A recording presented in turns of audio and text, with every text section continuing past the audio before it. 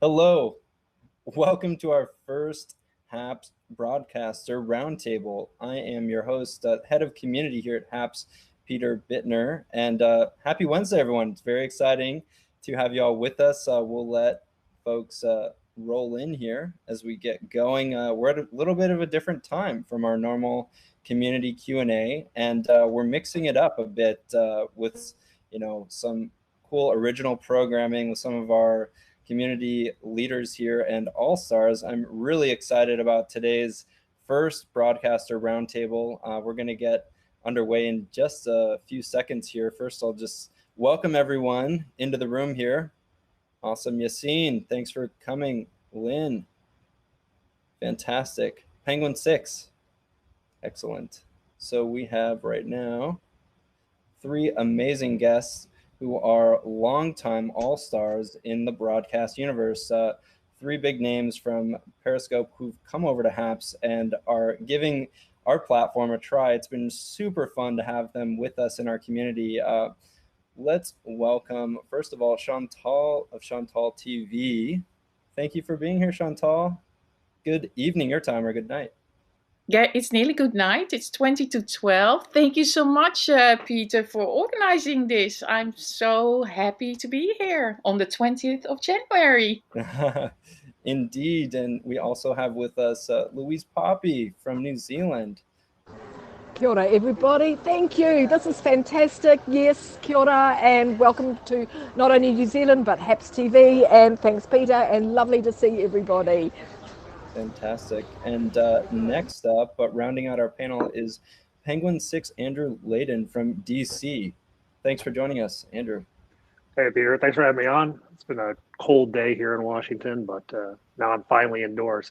That's good. That's good. So we have 3 different distinct continents represented here. Obviously, 3 very experienced travel broadcasters. So first of all, just very grateful for all of your time today and joining us. This is going to be a fun one. We're getting things started here, and we'll have some Q&A at the end for all of those in the audience, just so you know. Thanks for joining us. I see you, Blaine, Andrew, so many other broadcasters and viewers already tuning in. Thank you to everyone watching. This is going to be a fun departure from our normal community Q&A. We have with us 3 experts in the travel broadcasting genre, and we're going to be learning a little bit about how they got started, some tips, some suggestions, and I'm really excited to hear more from each of you about your stories. Oh, really? Yeah. What is that? Wonderful. So first of all, I guess we can go in order. I have a few questions prepared here that I hope will be exciting and stimulating for folks. First of all, I'm just curious, how did you get started live streaming, and what led you each into, sharing a little corner of the world with your audiences? So Chantal, let's start with you. Obviously in Paris right now, up late for this. Thank you so much. I know it's nearly midnight there, but really great to have you with us, Chantal. Thank you so much. I see everybody joining in here in the comments. Hello, hello. Hello, Andrew. Hello, Louise, of course. Well, how did I start broadcasting? It started nearly 6 years ago, because that's when Periscope started. And I saw a little thing on TV that you could live stream. And I was like, wow, that is super, super interesting. So I picked up my phone, but I didn't have an iPhone. I only had, it's like with Happs where iPhones were better. I only had an iPad. So I started to film out of my window. And everybody was like, wow, amazing. You live in Paris and look at that view. And I was like, oh, I never looked at that view like that. So that's how I started to live stream. That's how it all started. And that's how I became Chantal TV on the balcony. Wow, that's amazing. Yeah, well, taking advantage of that view and sharing it with others is a really interesting way to get started. And do you remember your first broadcast? How did that develop? How did you first get started? Well, I had that iPad, so I had to be in the reach of my Wi-Fi on the balcony. And I remember, I think the very first broadcast, I had 11 people watching, and I was over the moon. I was like, wow, 11 people from, I don't know even know where they were from, but they were watching, and I was like, then you're hooked. Then you're hooked to keep on broadcasting. So yeah, that's how it started. And then like 2 weeks later, I think I got my own iPhone. I think it was a 6 that I got, and or 6 Plus, so the really big one with only 16 gigabytes.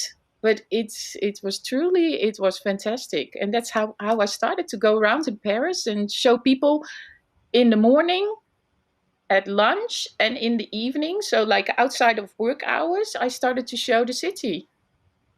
That's wonderful. Very cool. I'm going to pass the same question along to Louise Poppy, and let's get her up on screen. I'd love to hear about how yeah, please join us here. Can you hear us okay, Louise? I can. I'm actually live and it's just started to rain. Oh, no. Okay. I'm outside, but that's okay. That's okay. I'm under a nice big umbrella at the moment. I'll move if I need to. I'll just go maybe move this way a little bit.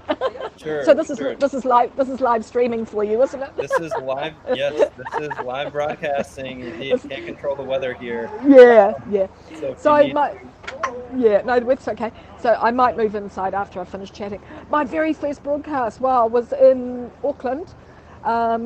Chantal, I beat you. I had 54 viewers, but I didn't even know that I needed to put a title. So I just pressed the go live button. I think it said broadcast in those days. I just pressed the broadcast button, and 54 people came on.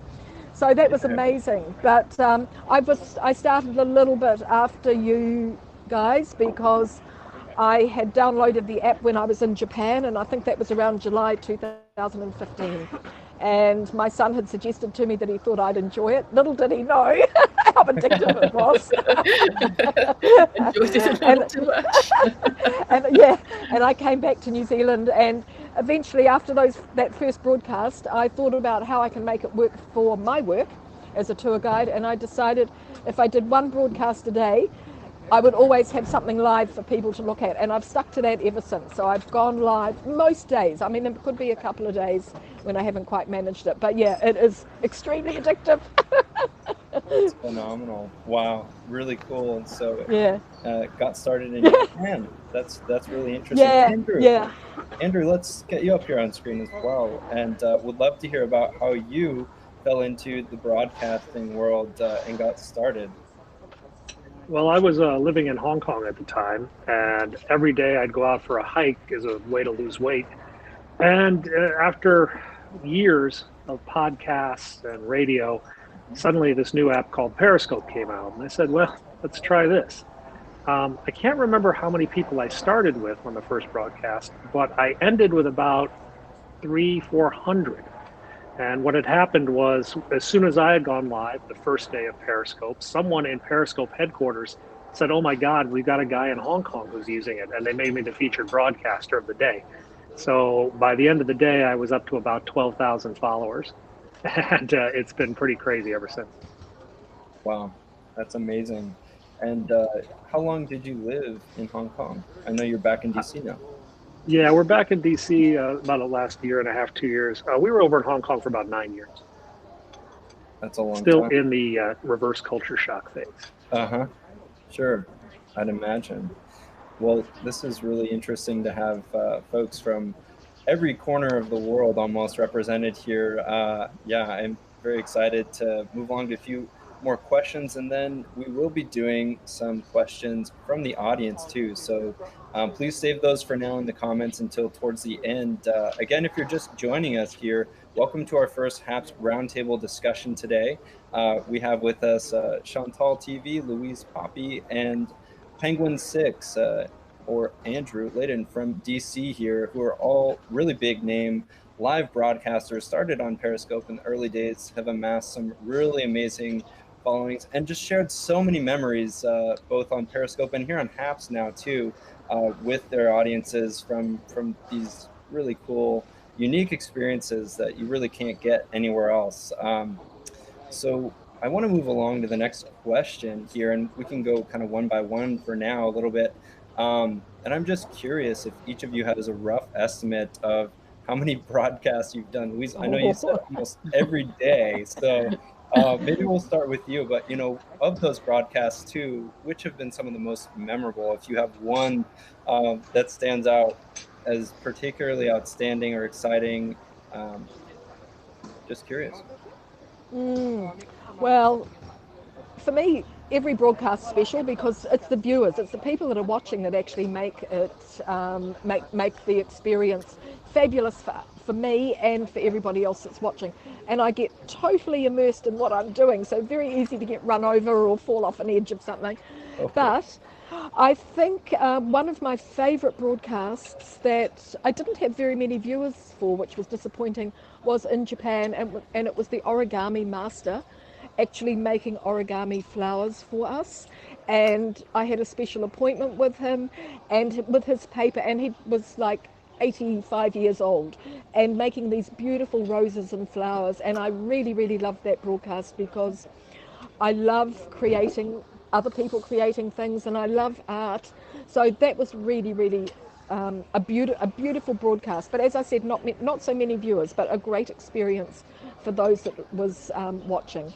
Yeah. So, thanks, JP. 2,000 available on Periscope. Yeah, I've done a lot. I mean, in Korea, I loved it when I was out walking around and Korean people getting involved with me.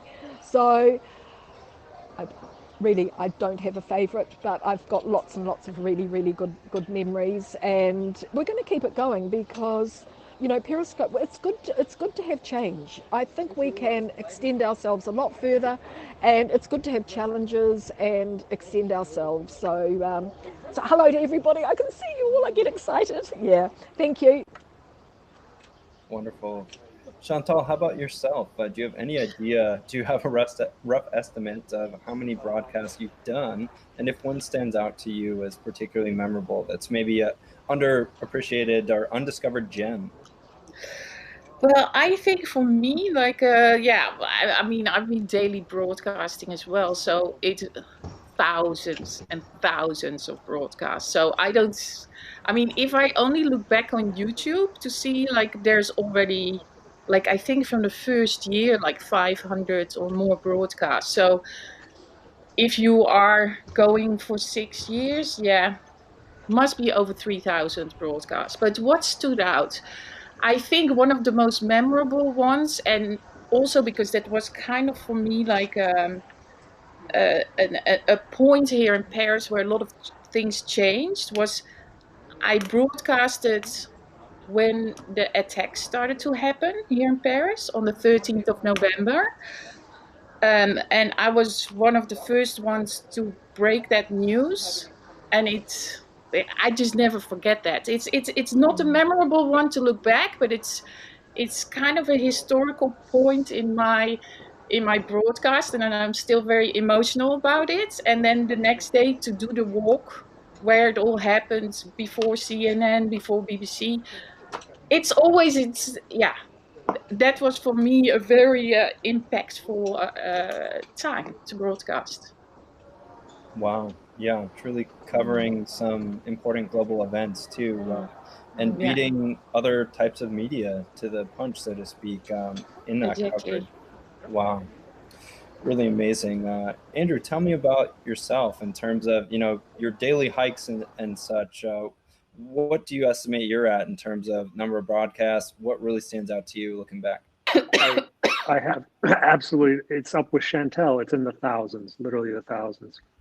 Um, it was one time at one point a couple years ago I was over 1,000. So it just keeps going. As for memorable ones, there were quite a few. Most people have mentioned the New Zealand fish and chip shop in Hong Kong, where I would frequently get some chippies, and noodle shops where I'd go and get noodles in 17 seconds sometimes. And then there was another time we walked through a street market and we actually told people watching, if you want it, we'll buy it and we'll send it to you. And we eBayed about $1,000 worth of stuff from a street market in Hong Kong. People were going crazy for that. But I guess the most memorable one, and that's someone in the comments that just mentioned it, was the time some wild pigs got loose in downtown Hong Kong. And I spent about 4 hours with the police department following these wild pigs until they could get a tranquilizer dart in them. That was a pretty crazy event. That's wild. Yeah, you can't plan on that. I mean, you just eventually those things, those moments, that spontaneity you'll capture with that, regular kind of disciplined routine approach to this. That's pretty cool. I'm wondering, each of you, what really drives you to continue broadcasting? What do you enjoy most about it? And what keeps you going? Chantal, maybe we can start with you. The interaction with the community is what keeps me going every day to come back to say hello, because we all grew very tight, so we know a lot about each other, and to check in every day how everybody's doing, how everybody's feeling. And for sure, at this stage, um, where there's a curfew, where there's a lot of people like locked down, it's very good to talk to each other every day. So that's why I'm doing it. I'm back every day just to check in with everybody because I care and they care about me. And I think that is just wonderful about live streaming, about building this community and being all together here. And Happs is fantastic for it. That's great. Right now on screen, Chantal, we're I see showing myself your here on the rooftop. broadcast. Yes, from I see myself here on the past rooftop, roof. which is Right. nice because it's the Galerie Lafayette. I will just tell you where it is. It's the Galerie Lafayette, and we have the Opera Garnier in the background, and you see actually the little lights is from the school where the little rats are dancing, because you hear the little feet stepping there. So that is where. Um, yeah, that's where they dance. But this is actually the rooftop of a department store with the most incredible view of Paris. And guys, it's for free. You can just walk up, you can film whatever you like, take your coffee. I always smuggle a coffee in because they are not selling coffees inside. And yeah, so it's there you see the Eiffel Tower. Woohoo! Yeah, With an amazing sunset. Yeah, certainly it's looks my like. favorite location in Paris. Sure. Absolutely my favorite location. And I Oh, love that you're taking us to, these kind of hidden gems too through a lot of your broadcasts, each of you. But this is kind of a mishmash, a little bit of clips here pulled together from that one. But the Eiffel Tower at sunset from that view is just to die for. Really marvelous. Highly recommend everyone check that out. And we'll be happy to share the link to that later on in the comments here too. But Louise, let's switch to you. Tell me about, what do you enjoy most about broadcasting? What keeps you getting up every day and pressing that go live button? Well, like Chantal, of course, it is the community, it's the interaction, it's the amazing friends that I've met here. And, I've met a lot of people. So I've been able to travel and meet these people, and I really feel like we're part of whānau family. And, we're all very friendly with each other and encouraging. So I love to meet my friends here every day, but also what drives me to broadcast is I am a tour guide, and I feel also for me, if I don't go out and do something, I might lose my mojo. So I've got to keep motivated, I've got to keep inspired, and I want to pass that on to the people that are watching me as well. So I want to pull you in and be part of what I'm doing. So yep, that's it. It's the people. Yeah, the That's people. amazing. Yeah, Yeah. yeah. We're sharing on screen right now, in case you can't see because you're on mobile, a clip from your tour of the Auckland Fish Market, the Wild About Wild signs up there. There's a few clips actually of the fish themselves that'll come up here in a few seconds. You'll be walking us through, but tell us about the ways in which you really use your tour guide skills to unveil a lot of these sites to the world remotely, especially nowadays, right? Where tourism industry, I'm sure, is a bit under threat there. Well, thankfully, when I watch your broadcast, it gives me hope because it seems like things are really under control there too. But we're A still lot, a lot in of this clip. Yeah, a lot of domestic tourism, of course, and virtual tourism now too. Everybody's sort of like getting into that. But Also, I like to keep my contacts. I like to keep up with people. So usually I'm broadcasting in places where people know me or we can get a little bit involved with them. If I'm in a place that's unfamiliar to me, I'll always say, "This I haven't been here before, so let's see what's going to happen." But other than that, it can be quite familiar, and I want everybody to feel as if they are there with me. Yeah, so it's the fish market's actually quite good because the fish is changing every day, and we can get sometimes we get lunch there or we do something. So there's always a lot of involvement. That's wonderful. Yeah, it was a really fun one. You obviously have something every day. I always look forward to tuning in. It does feel like we're there. I think that's something that each of you is able to really do and create that feeling of really being there with you. Andrew, tell me a little bit about what keeps you going here. You're experiencing a little bit of reverse culture shock probably back in DC now instead of Hong Kong, but how are things going in general, and what keeps you motivated? It's just fun to connect with people and see the world through other eyes. When you have kids, for example, they say you learn everything over again because you see things for the first time as your children see them, and you learn them. So when I walk past something famous, be it the White House or the Star Ferry in Hong Kong, there are people there watching who are seeing it for the very first time. And I get to see their impressions of what they see. And it's just kind of rewarding to learn everything new all over again. That's great. Yeah, right now we're showing some footage of the National Cathedral from your broadcast recently last week with that beautiful lighting. And yeah, I think, you have so many things in your neighborhood, literally, right? And around, yeah, in DC, near the National Mall and whatnot, that most folks have never been to before. But hopefully you won't have to deal with any wild pigs there. There's other wild stuff here.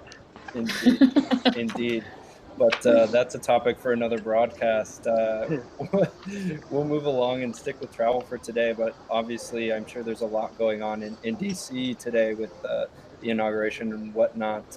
Were you able to catch any of that? You mentioned you were out and about a bit.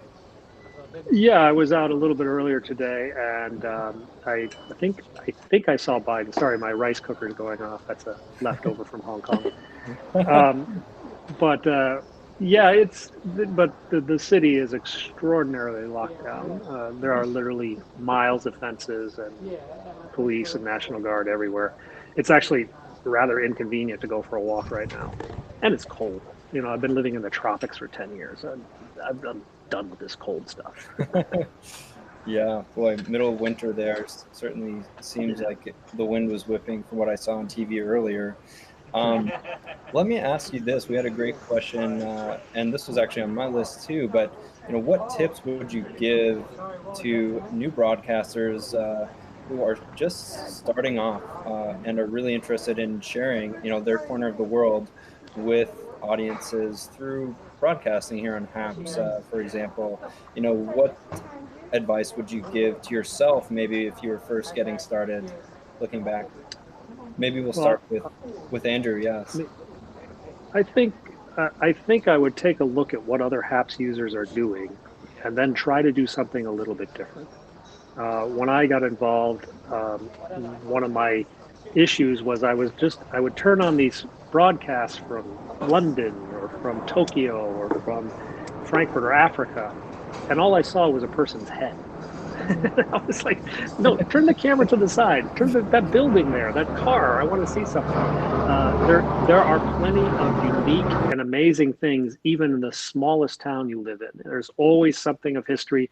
There's always something with a funny story. And share that little bit of your uniqueness, and you'll start to attract a following. Great advice. Louise, what would you say to that? What tips do you have for broadcasters just getting started? I think just press that go live button. It doesn't matter what happens, but the most important thing is keep your eye on the comments. Reply to every comment. somehow you can, and you will pull that viewer into what you're doing. You can talk with them, you can have a conversation, other people are listening. It's getting people to almost step through your phone and walk with you, but just be brave. But I'm a little bit like Andrew. I don't, just seeing people's faces turns me off. I'm a tour guide, I want to see what's behind them. So yeah, just press that button, be brave, don't care, don't worry, and just make sure that you reply to every comment. Well said. Great advice. And how about you, Chantal? What would you say? I would say for sure what Louise said, like push that button, but also you don't have to be stressed to be live because we don't have to see you. You can just show a postcard, a nice view around you. And as Louise said, keep your eyes on the comments, but just try and make mistakes and try again and try again. And then maybe 3,000 broadcasts later, uh, you are at this point and still trying. So you learn every broadcast. You learn what works, what doesn't work. You have successful broadcasts, not successful broadcasts, because it's not always how you are doing it. It can be the connection. Make sure you always have a good connection, and if it doesn't work, move over somewhere else. And don't stress about being on camera. You don't have to be on camera. You can really try. Act like you're talking to your mom on the phone. That's always what I say. Like, basically, I always treat the phone like if it would be a FaceTime with, or a Skype or a WhatsApp with friends, and you talk and you respond, and that's how it works. And you learn, and you learn, and you learn, and 3,000 broadcasts later, we sit here and we talk about it. That's lovely. Yeah, well said. Peter, something about that. People used to ask me, what are people watching on your scope? And I would say, oh, well, they saw me go on the Star Ferry to a toy shop. They saw me ride a tram to have lunch. And they saw me climb a mountain with my kids. And they'd be like, well, yeah, there's the beautiful skyline and there's the ferry. I said, well, you don't really understand. They're just watching a guy go to lunch, go to a toy store, and be with his kids. Because in the end, that's what all of us are doing. Chantel's going out for a walk. Louise is going out for a walk and showing things.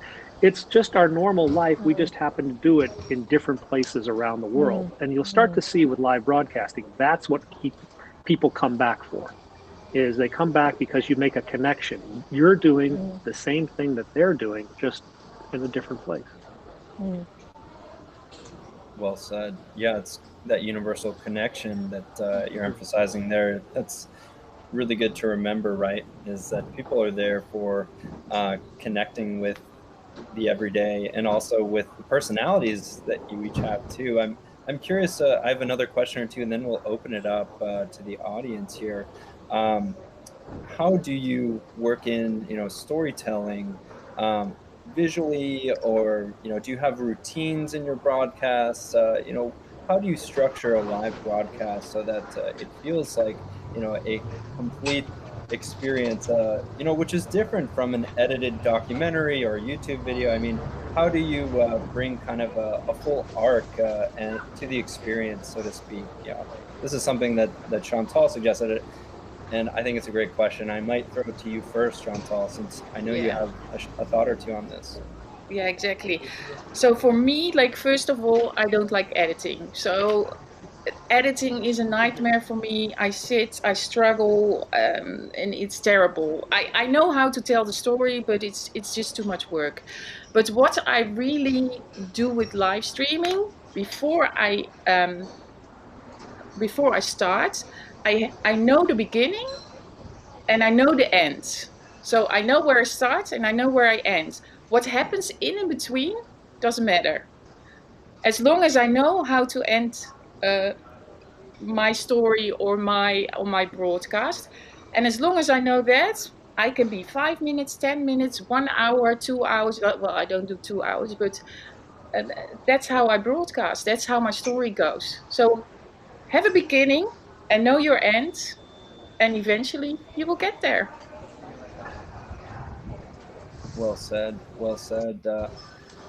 Andrew, do you have any, signature ways of greeting or signing off, or things that bookend and create a nice flow to your broadcast that would be something people can replicate? I well, I most of my broadcasts are based on my hikes, and they have a start and an end, usually the same place. I do try to bookend and start them with a really good image, because that's the image the replay viewer is going to see, neither the first or the last shot that you take. So when I try to wind up somewhere that it's kind of interesting, so that that's the image that'll be maintained as other people are going in. But as for stories, everything has a story. Sometimes something reminds me of a story while I'm walking. Some of my regular users, I think they know all my stories by now. I'm gonna have to start making up some new ones soon. There you go. Interesting. Louise, how about yourself? What would you offer in terms of tips on the storytelling aspect? Yeah, well, I'm a little bit the same as the others. You need a plan. So you do have a beginning and an end, and the content in the middle is really important. So you're welcoming and you're farewelling, but then you've got all that content in the middle. As far as stories go, I usually wait until I see something. I don't have a story planned. I wait until I see something. So I might end up telling a little Maori legend about New Zealand, or reading something from somewhere, or because I like to pull a little bit of history and a little bit of culture in, because, hey, we're right down here in the South Pacific, the bottom of the world. I've got to get out to you somehow, or get you here. So it is content. It is content. And like Andrew said, it's really nice to finish with an image, and that's the one that sticks. But I'd just like to say one thing I'm enjoying about Happs is not seeing how many viewers there are, because the pressure is off. I have no idea whether I only know the people that are commenting. I could have 5 or I could have 500, and it's really great. So I'm not preoccupied with numbers, I'm just doing a broadcast. So I think that's the same for everybody. Don't worry about the numbers. Right. That's so interesting. I think that's a really good point. Yeah, it's something folks may have different opinions on, right? As we're iterating here, and obviously we're still in beta here at Happs. We're moving as fast as we can. But this leads into kind of one of my next questions is, what gets you excited about Happs, the community in particular, and kind of the direction here? A new start. What are things that each of you is looking forward to, right? We're very grateful to have so many folks coming over from Periscope in the last month or so in particular, and are very welcoming of that community here. But I'm wondering, what excites you about Happs, and some of the chance to start and pivot potentially? Maybe I'll start with Chantal. I was looking at Louise. you didn't get to say. I was looking I at can see Louise. you both looking at each other, actually, on the top. Anyway, yeah. What do I enjoy about Happs? It's, first of all, it is a very good platform to get the community together, because for the first time I can actually read comments in the replay. So people can still comment in the replay, which is fantastic, because when people miss it, I can still go back, I get the notification, and I can read it. But what is the biggest win for me on Happs is a technical aspect, because I would always go around with 2 phones. And as you guys maybe know, last week one got pickpocketed and I ninja'd it back. But I can do everything from one phone. So I can read the comments from all the platforms, I can multi-broadcast, I can pull people in, and this is what I think was, when I found Happs, this was something that was so attractive to me, that I finally could do everything on one phone. That was wow, this is something nobody really has. And then of course the monetization part of it. I was yeah. So I was Happs is going to be it. Happs is the place. So that's why I'm on the Happs. That's cool. That's interesting to hear that perspective. I'm glad you got your phone back, by the way. That was pretty dramatic, and yeah, I think something that was one of the more unusual parts of broadcasts I've come across in a long time. But thankfully, you were able to recover that Yeah. safely. Yeah, I was like, I kept talking because it happened. If you haven't seen it, it happened live on Happs. That I got rolled, so the phone got pickpocketed out of my pocket, and I felt it, and I was like, okay, don't do anything, just keep on talking to everybody like nothing happened. And I just ninjaed my way back, and I just grabbed the phone out of his hands because I came from the back. Just on good luck, it was my phone, and it was my phone. So thank God it was my phone. So I got it back. Anyway, but then we move on. Oh my gosh. Well, Louise, I'm wondering, what excites you about a fresh start at Haps? Obviously, change is hard. It can be, certainly. I think it also comes with opportunities, though. I'd be curious to hear your perspective on that. Well, I think change is a good thing, but I also, as far as Haps goes, I'm finding it very professional. And hey, I always wanted to be a journalist, so this is my big chance. But it is very professional. When I first started on Haps, I did like a minute or 2 minutes, and I did some pre-recorded broadcasts and uploaded those because I wasn't sure if I had the right content, and I sort of like waited, hesitated a little bit, and that was probably back in maybe October. And I showed the Parliament in Wellington, the Beehive, and different things. I was sort of like feeling my way around it, and then I started to. Pablo contacted me and said, "We need you to do something a little bit longer, and we want more community." And I thought, "Okay, that's good. I'm really being encouraged here to broadcast." So that's when I started. So there are a few of us that were on Happs from Periscope quite early on in the piece. So it's changed a lot. Oh, Uh-oh. Yeah. Looks like uh-oh, a little bit of a connection issue, perhaps. uh-oh. Hopefully that's not the rain shutting down her phone there. Oh my gosh. Um, She's gone forever. hopefully we get her back on soon. Andrew, I guess I'll pass the baton over to you for now and see if you have any thoughts on that. Well, I can echo Chantel's comments about the technical abilities of Happs and the ability to share your content without needing 4 or 5 different devices. I mean, it was literally the point that some of us were buying special clothes just to do live streaming so we could hold all the batteries in other phones. Wow. But I think what might be most interesting to some of the people that are watching right now is what Happs offers a new broadcaster. And I'll tell you, that's a community of like-minded, more compassionate and empathetic people than you're going to get on Twitter or YouTube. I can just tell you a story that one of my videos went viral on YouTube this week. I have 800 comments, and I am not about to read a single one of them because they're all about what happened in Washington this week. I don't even want to go there. My Twitter is at times toxic, I guess is the best word. But so far with Happs, because of the moderation and the stuff like that, we have a nice platform to build a brand, to build a community, which is what we all want to do, and broadcast without fear of the chaos.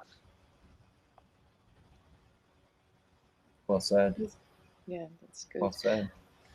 I hope we get Luis back here soon. I would love to open up some audience questions here. So if you are here watching and you have a burning question to ask our panelists here today on the roundtable, please do type that in now, and we'll select a few here and ask them. So don't hesitate there. I think, boy, Pablo, I know you're in the background here, but maybe you can ping Luis and see what happened there. Pablo is directing and producing here behind the scenes, everyone. Let's give him some props for helping. But I don't know if Chantal, go ahead. You have something to say. I feel like a teacher, like when I can I interrupt? Like we're in the Zoom. Yeah. No, what I also think what is very strong about Happs is that as a relatively new broadcaster, you can also monetize your content straight away, which is very rare on many platforms. You need at least a thousand subscribers on YouTube. You need on Periscope, you need it to be a super broadcaster with all these crazy rules.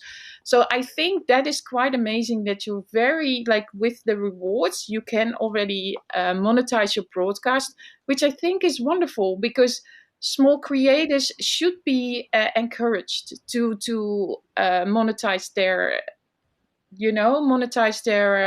their content, because for years we couldn't do that, and it's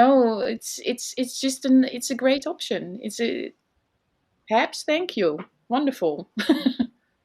That's You know, great. Peter, one other thing I could add too, and this comes from the perspective, I worked very closely with Periscope. I was probably one of the first Periscopers to go to their old office and meet with the staff, talk with them. I had email communications. I was a beta tester.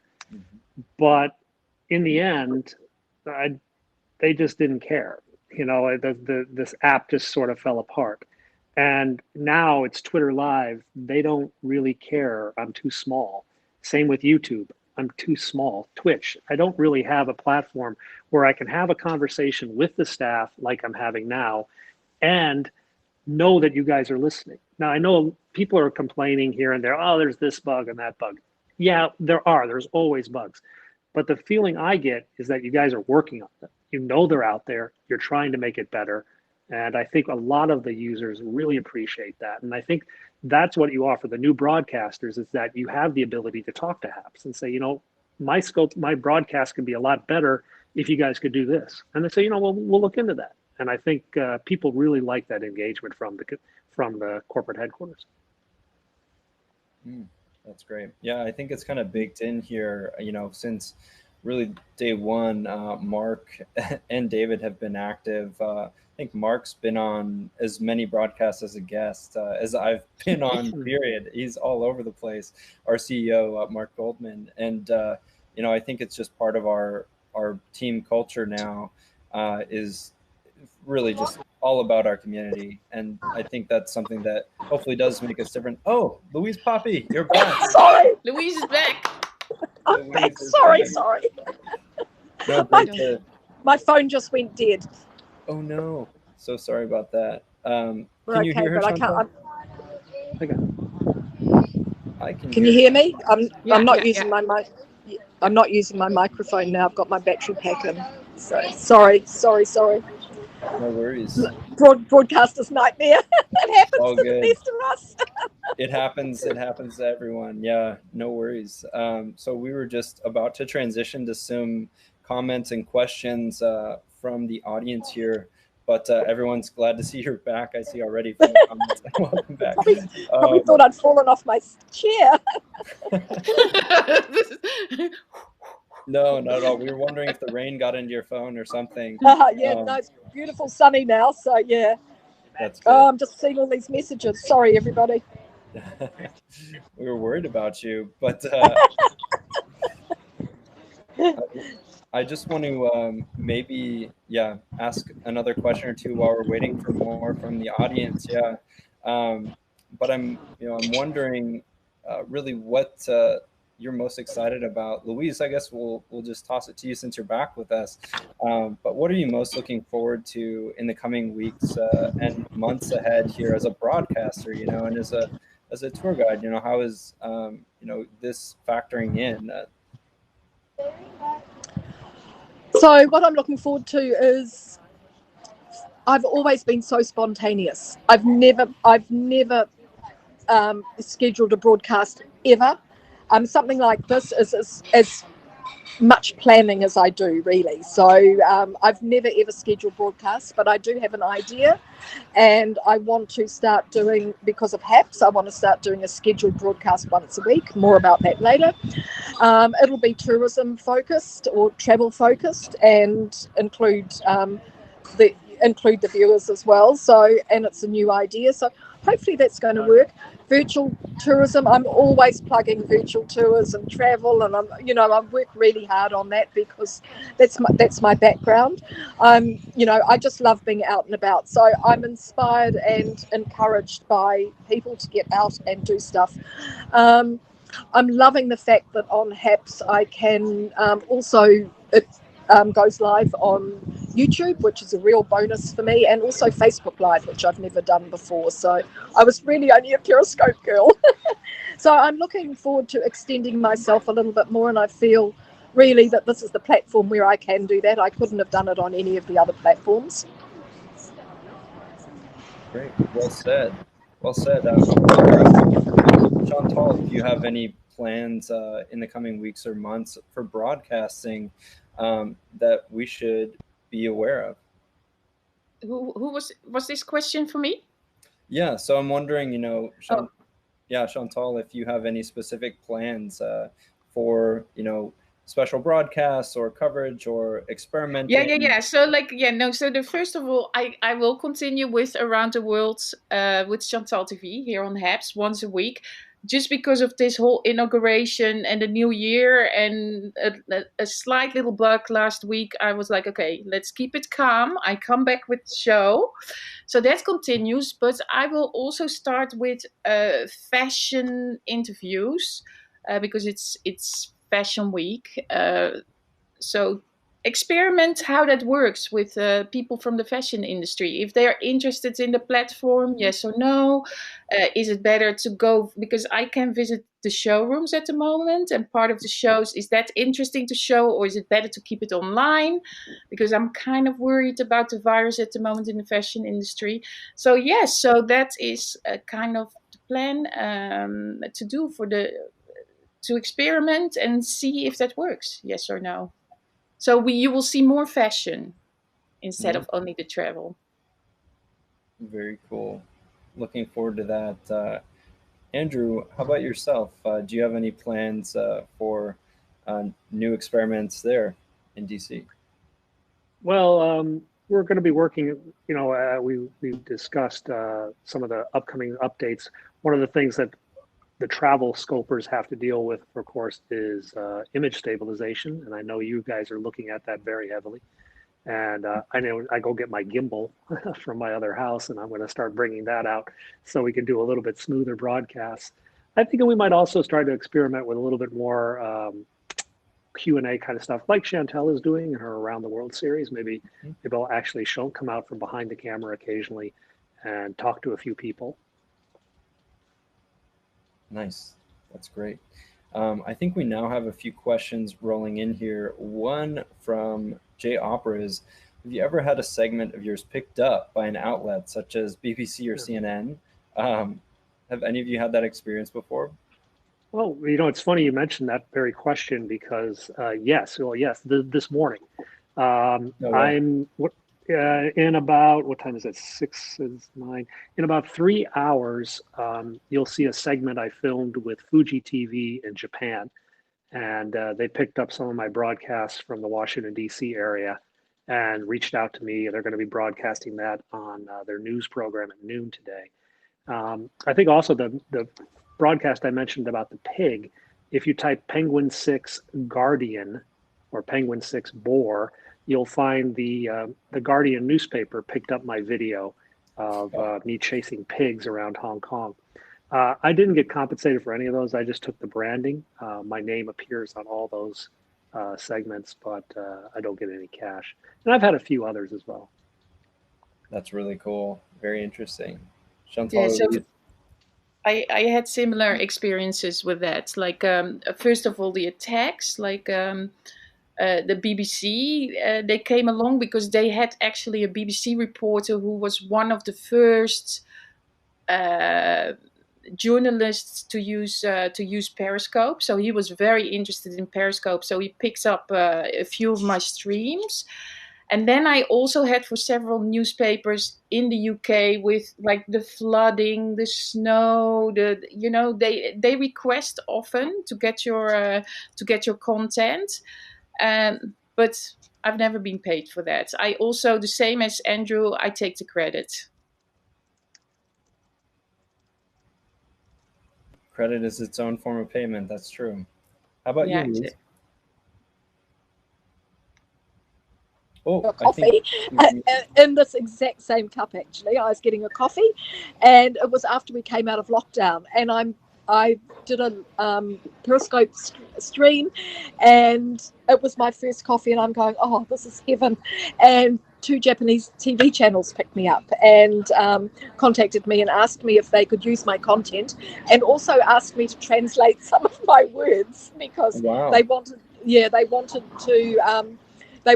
to give an accurate description of what I was saying. Not what they were hearing was different from what I was saying. So it was, and of course, then my kids saw it on TV, and lots of people in Japan saw it on TV and messaged me. So it was fabulous.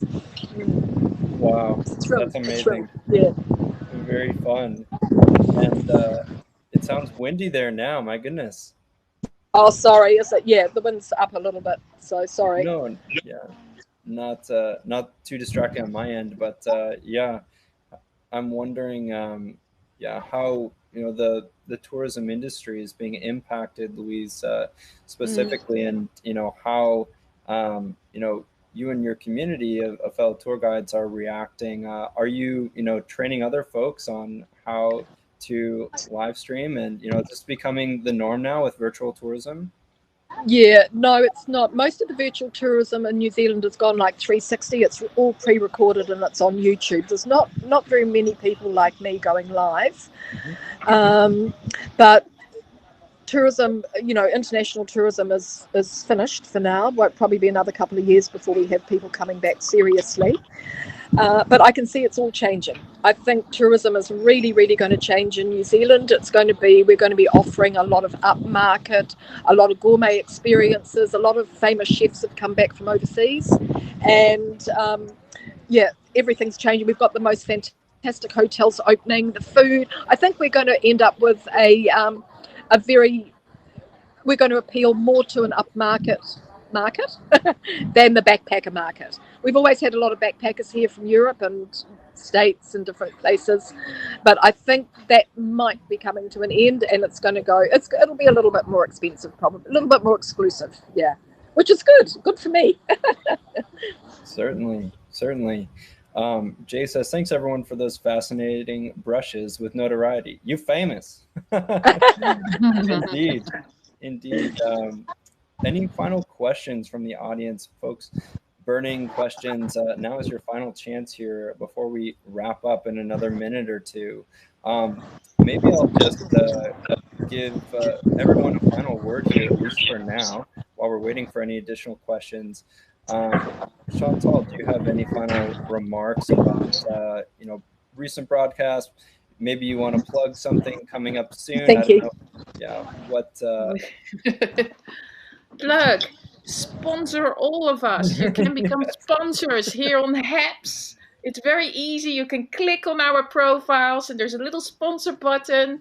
You can click the amounts and we are very, very happy. That's my little plug. I hope that Happs is evolving in the speed as they are already going, because I really love it. In the most perfect world, what we never got at Periscope was series and lists where we could organize our streams so people could look it back. So I hope one day we will be able to do that on the app, so that we can make nice playlists and you guys can replay our fantastic things. And and I just hope that Mr. Beast arrives one day on Happs, so that's we all gonna be super famous. There you go. And of course, Peter and Pablo, fantastic job. Thank you so much. Thanks. Yeah, I appreciate it. Andrew, what's the final word? I think as a guy who's developed apps and written code, I would re-emphasize one thing you said at the beginning. This is a beta app, okay? You guys have done a great job dealing with the unexpected fire hose of users coming over from Periscope. And I think as you guys start to get used to this app, understand it's a beta, all right? There's gonna be a day when every version of Happs is just gonna crash one day, all right? But they'll fix it in a couple hours and they'll all hopefully not. Yeah, you never know. Pablo's in the back pulling his hair out. But understand it's a beta. These guys are doing what they can to make it better for you, and they're willing to listen. don't get hung up on the fact, oh, I don't like the position of the mute button, so I'm not going to use the app. Come on, it's going to get better. It's going to get stronger, more reliable. It's going to grow. And if you're here now, this is the chance to grow with it. Thanks for that. Yeah, I appreciate it. We didn't pay him to say that, or Chantal, for the record. Louise, we'll send it to you for your final word. Well, I support both what Chantal and Andrew said. Support your community. That's what it is. Follow everybody, support everybody, and just make a whole lot of new friends on here. And we'll just keep it going, and it'll be fantastic. And please don't complain. Just get on with it. Like, I'm sitting here now. Can you hear the rain? Oh boy. Oh no. We'll get timing. Okay. It might be time for me to make an exit. Look, it's just. Oh yeah. Guys are starting to open up.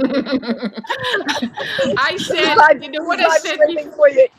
But that's it. Just support your community, support Happs, and just look after everybody.